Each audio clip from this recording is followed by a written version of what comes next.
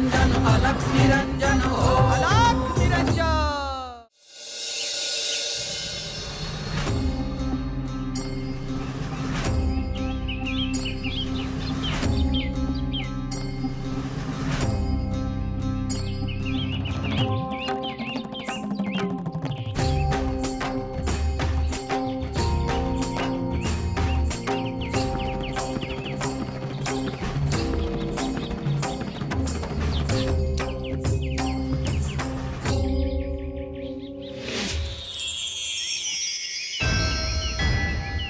शुभम भवतु।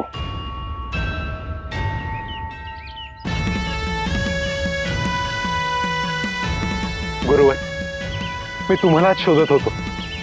गोरक्षनाथांना भेटायला गेलो होतो. तिथे मच्छिंद्रनाथांचीही भेट झाली. गोरक्षनाथांचा प्रकट दिन होता हे मला ठाऊक होतं. हेच निमित्त होतं त्यांना भेटण्याचं.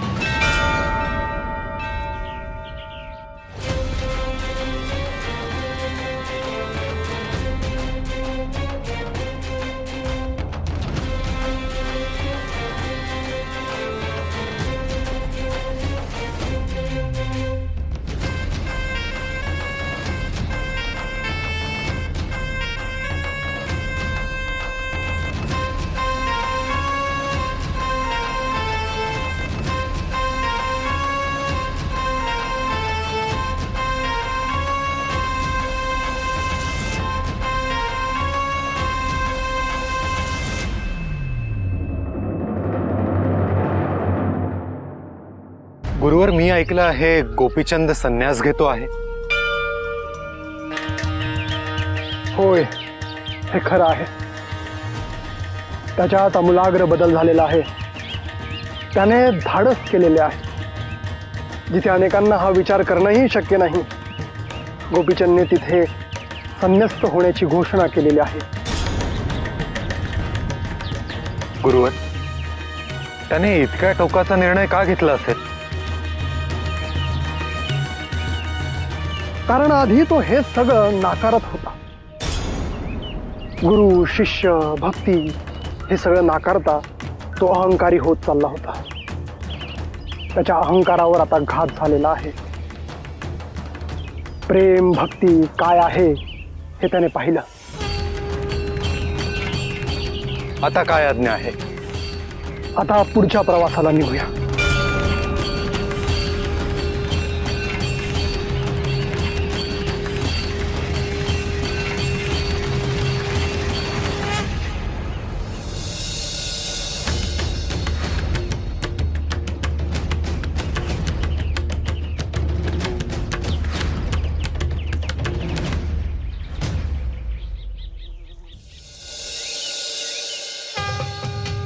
गुरुवर, त्रिविक्रमच्या राज्यात यायला आपल्याला उशीर झाला. होय गोरक्ष,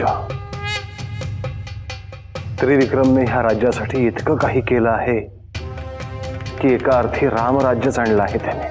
हो, इथल्या प्रजेकडे पाहून ते समजतं आहे.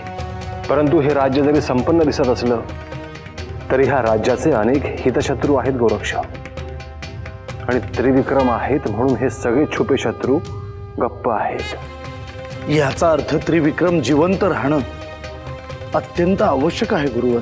अर्थात गोरक्ष, नाहीतर परकीय आक्रमण होतील, लुटालूट होईल, स्त्रियांना बंदी केले जाईल आणि इथले धनही ओरबाडून घेऊन जातील. गुरुवर, आपण त्वरित राजवाड्यात जाऊया. विलंब नको.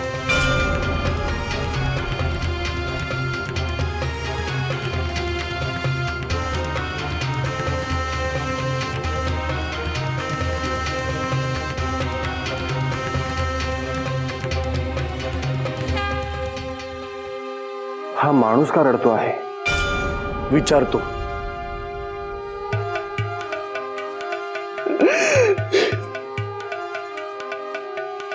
काय झालं? तुम्ही का रडता आहात? काय सांगू ऋषीवर, आमचे राजे गेले.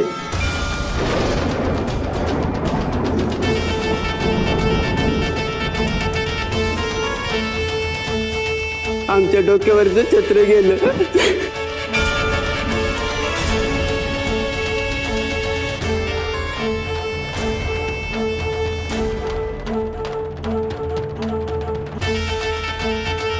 गुरुवर, त्रिविक्रम राजा गेला, ज्याच्यासाठी आपण इथे आलो होतो आता त्याचीच भेट होणार नाही. दुःखद वार्ता आहे. इतका सज्जन धर्माचरणी राजा होता, परंतु परमनियती पुढे कोणाचे काहीही चालत नाही गोरक्ष.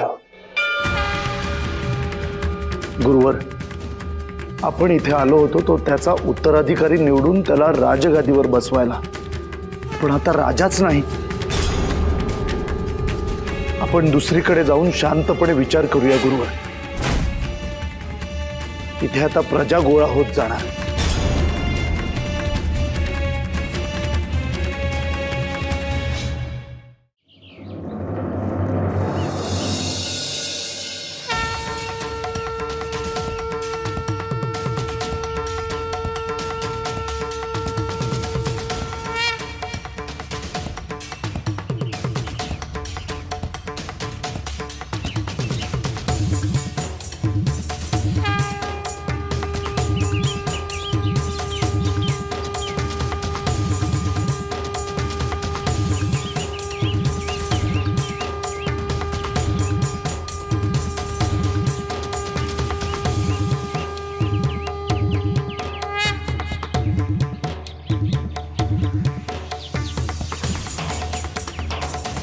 हा तर गोपीचंद.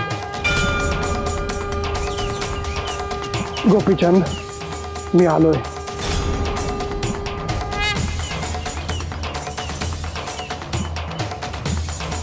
गुरुवर, आपण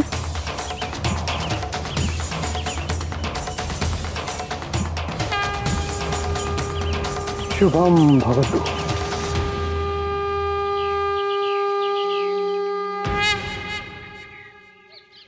शुभम भवतु.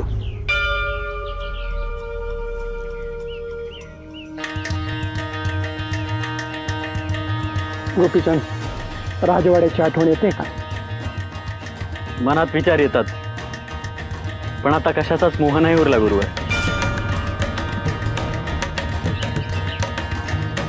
पंचपक्वान्नांची आठवण येत असेल? आठवण येते, पण मीच माझ्या मनाला समजावलं की आता जे मिळेल जेव्हा मिळेल तेव्हाच ग्रहण करायचं. गोपीचंद, तुझी निष्ठा आणि तुझा प्रामाणिकपणा पाहून मी तुझ्यावर प्रसन्न झालो.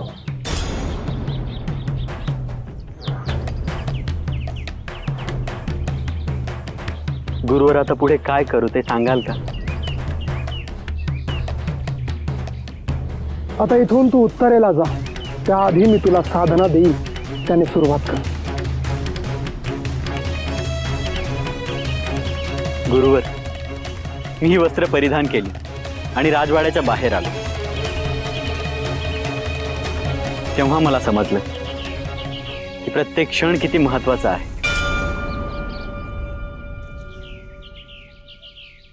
आता भविष्यात डोकावून पाहू नकोस आणि भूतकाळात रमू नकोस. आता इथे असणं म्हणजेच धर्म.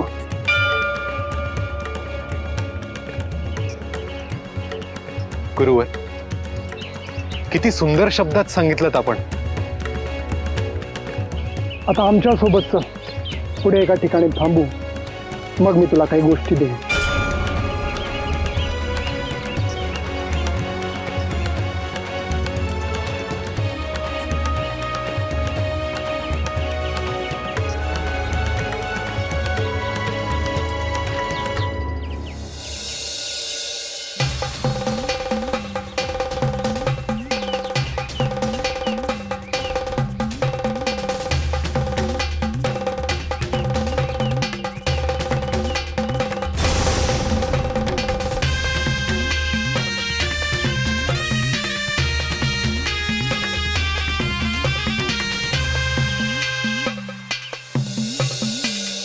शांत राहा.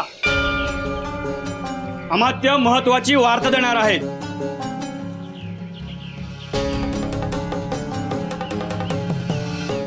आपल्या राज्यासाठी एक दुःखद वार्ता आहे. आपले प्रिय त्रिविक्रम राजे आपले स्वामी आपल्याला सोडून गेले आहेत.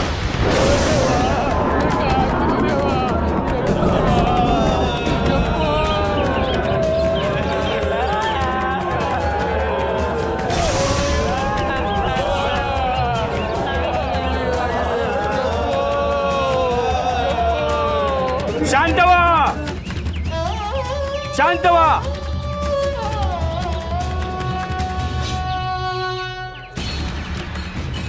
राजांचा देह अंत्यदर्शनासाठी ठेवण्यात येईल. हा आपल्या सगळ्यांसाठीच परीक्षेचा काळ आहे. राजमाता सांगतील त्याप्रमाणे आपल्याला पुढे जायचे आहे. तोवर संयम ठेवा, कोणतेही अनुचित कार्य करू नका.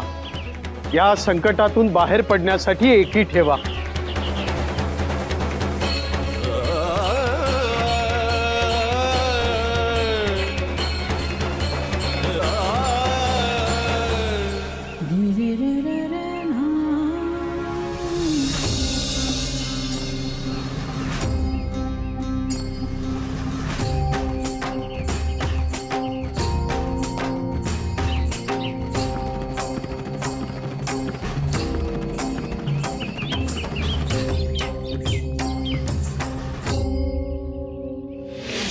अलख निरंजन अलख निरंजन अलख निरंजन हो अलख निरंजन अलख निरंजन अलख निरंजन हो अलख निरंजन.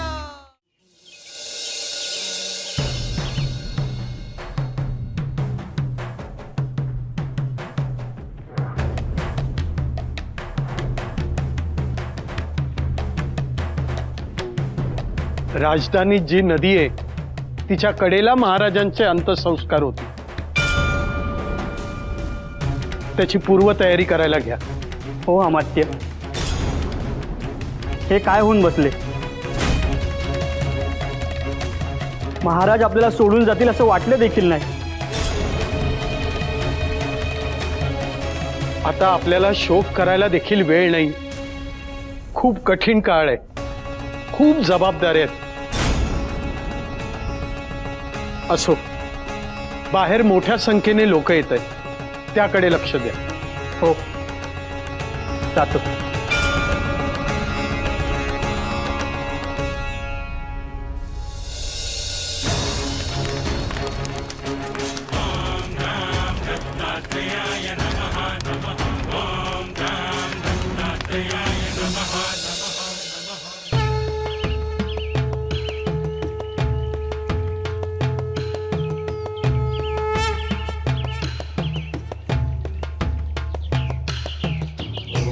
गुरुवर, आपण इथे थांबूयात का? होय, बसून घ्या.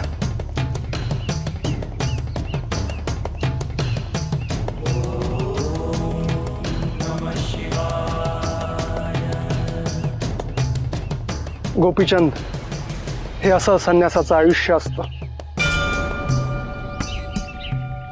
प्रत्येक क्षणाला संघर्ष आहे, कष्ट आहेत. मी हे सगळं आनंदाने स्वीकारलं आहे.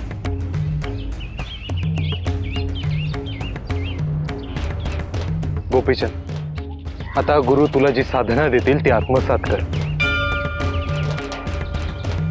त्यावर ध्यान कर. मग कसलेही कष्ट जाणवणार नाहीत.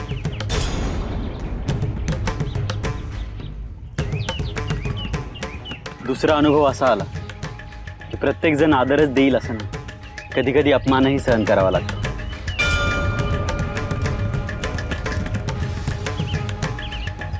होय, हे खरं आहे. कोण आला हा भिकारी, अशी ही प्रतिक्रिया येते.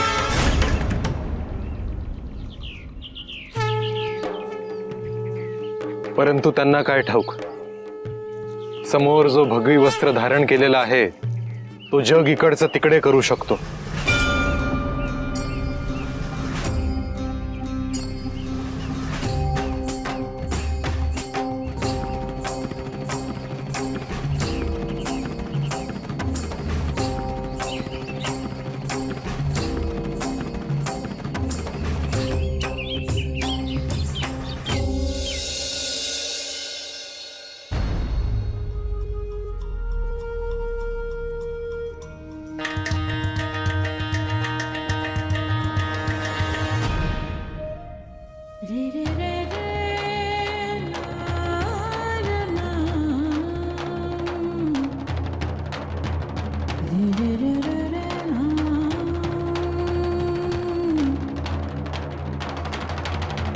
स्वामी, आपण असे अचानक आम्हाला सोडून कसे गेलात?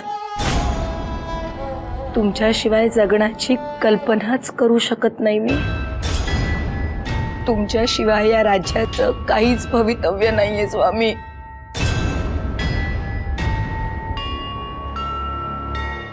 मी नसलात तर मी जिवंत राहणार नाही.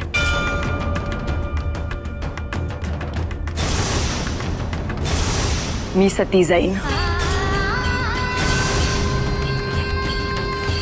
मी तुमच्या सोबत अग्नीला समर्पित करीन स्वतःला.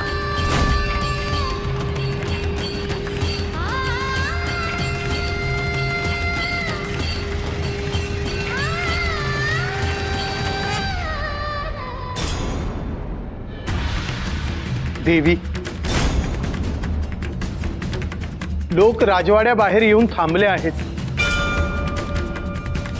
राजांचा देह अंतदर्शनासाठी राजवाड्याबाहेर ठेवायला हवा.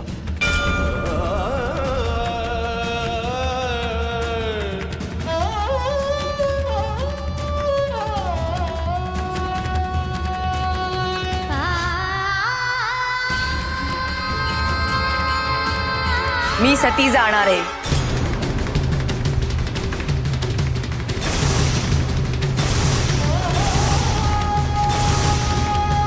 देवी, लोक शोकात आहेत. आपण अजूनही त्यात प्रजेला दुःख देऊ नये असं वाटतं. मी माझ्या निर्णयावर ठाम आहे.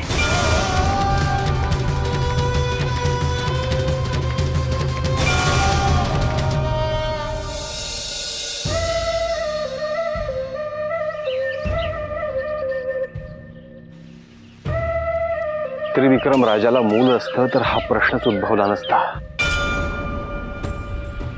आपली त्याच्याशी भेट होणं अत्यंत आवश्यक होतं गुरुवर, ज्यात आपण त्याला सांगू शकलो असतो की हा समोर किती मोठा धोका आहे.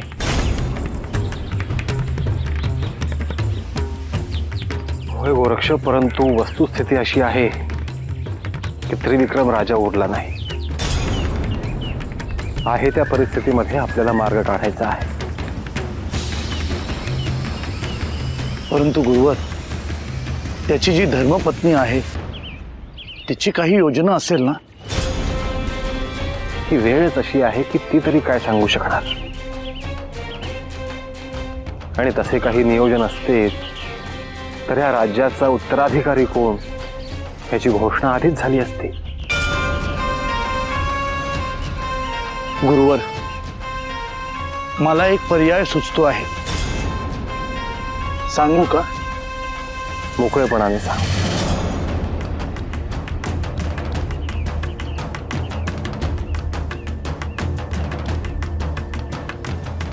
त्रिविक्रम राजाच्या शरीरात मी प्रवेश केला तर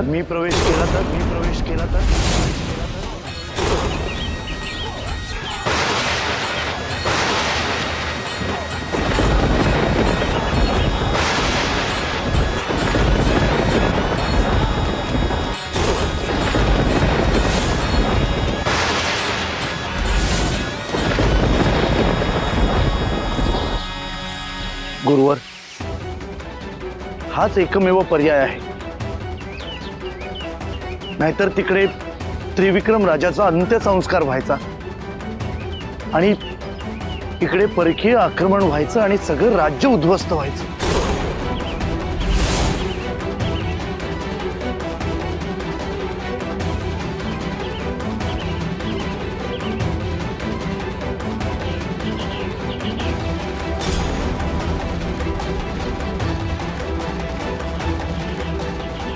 होय गोरक्ष, हाच उत्तम पर्याय आहे.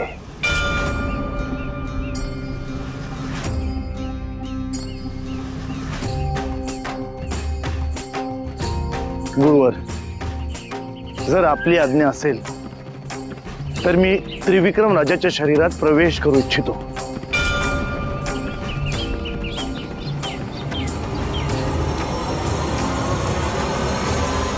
हे कार्य मी करतो.